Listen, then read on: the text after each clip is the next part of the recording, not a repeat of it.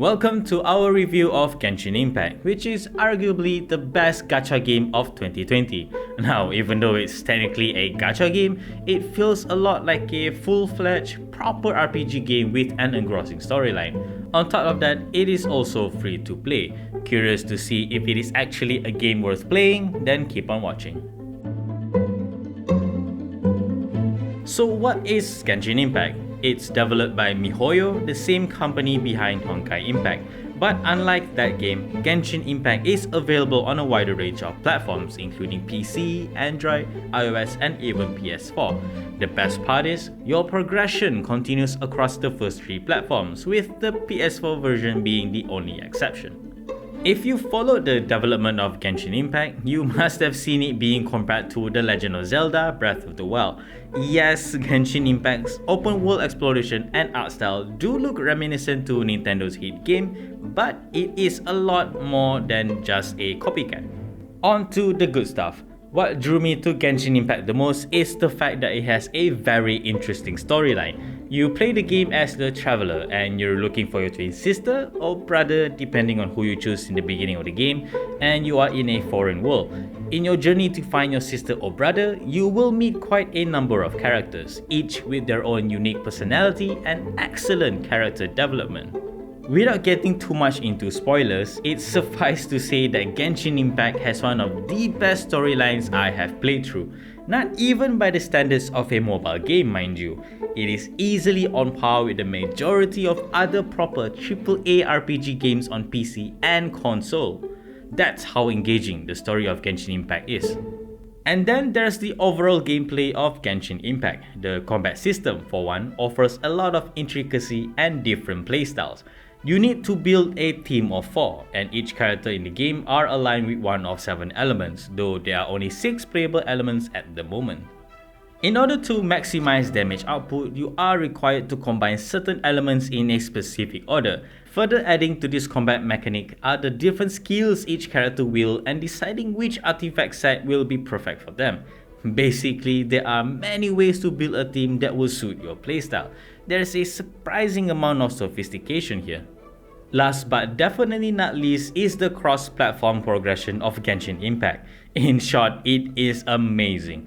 I prefer to play the game on PC, but whenever this isn't possible, I can just launch the game on my smartphone to continue where I left off.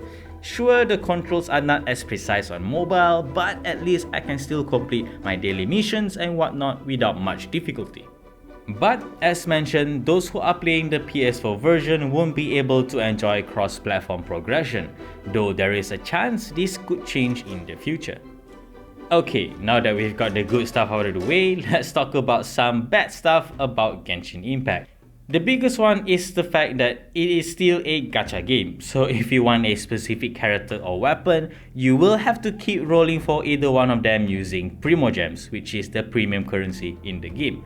Needless to say, it can be frustrating if you fail to get what you're aiming for. And if you do decide to purchase more Primogems with cash to get more opportunities to roll, this is the real danger of gacha games like Genshin Impact. It can get very expensive very quickly, and the monetary investment may not be worth it in the long run, especially if you lose interest in the game down the road.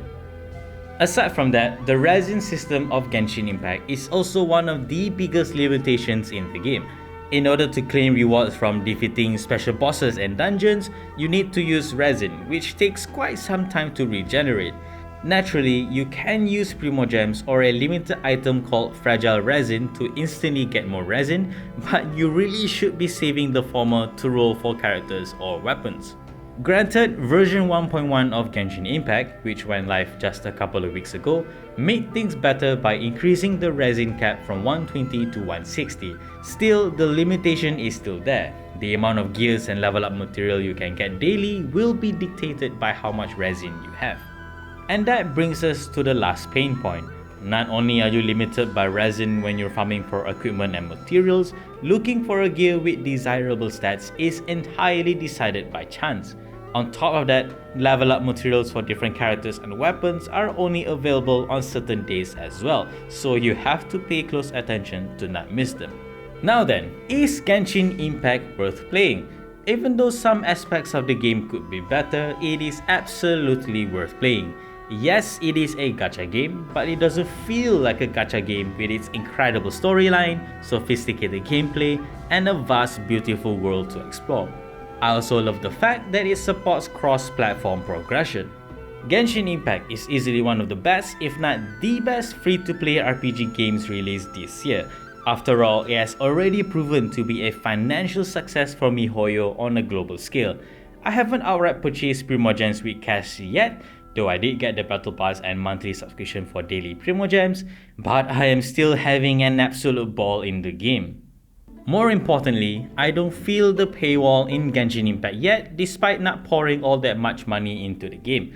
Hopefully, Mihoyo will continue to improve the gaming experience for free-to-play players moving forward. It's certainly doing a good job at that right now, in my opinion. And that is our review of Genshin Impact. If you'd like to read the full review on nextriff.com, click the link in the description box down below. Leave a like if you like this video, hit the bell as well as the subscribe button if you want to, and of course stay tuned for more good stuff to come here on Nextriff.